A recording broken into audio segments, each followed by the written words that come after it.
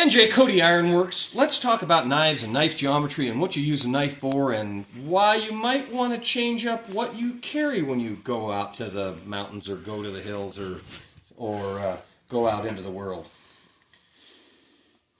A lot of guys right now, especially because of the way things are in the world, everybody wants to carry a full tang, super strong knife like this because they're going to use it to baton wood. They're going to take this into their kindling, and they're going to get another piece of wood, and they're going to bang this son of a gun in, or they're going to try to use this knife with a 7 or 8 inch blade as a piece of to hack through the forest with. Well, that's okay, but if you're going to be doing that a lot, you can't expect your edge to hold up, especially on a knife like that. In order to have the edge hold up on that, you have to have a different edge grind and edge profile on your knife than you would for, say, a knife like this. So this is kind of something that you would use for what work, like caping out small animals,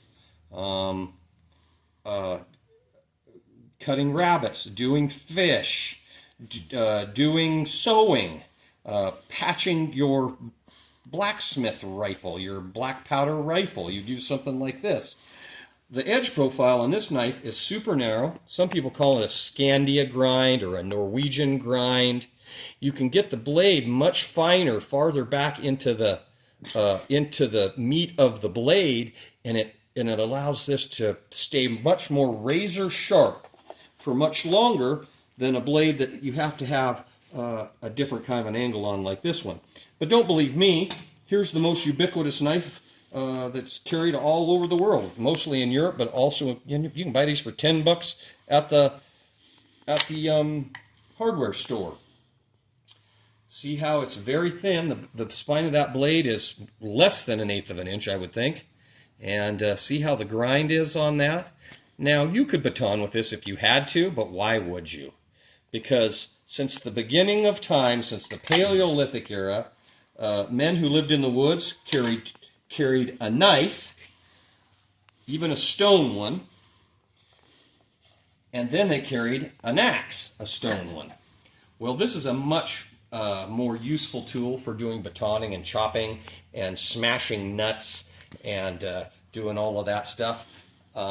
Think cavemen, think native Indians, think Vikings even carried axes along with their sacks, their knife.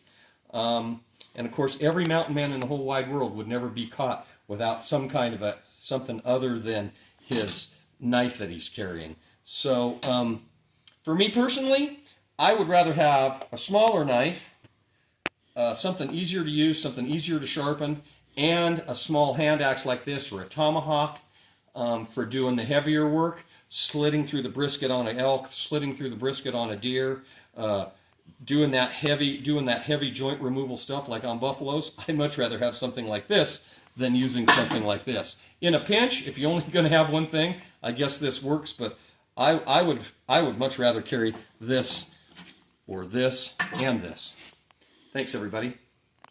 Get a hot and hit it. Always wear your safe sequence. If you like the content, why don't you subscribe for some longer content? Thanks.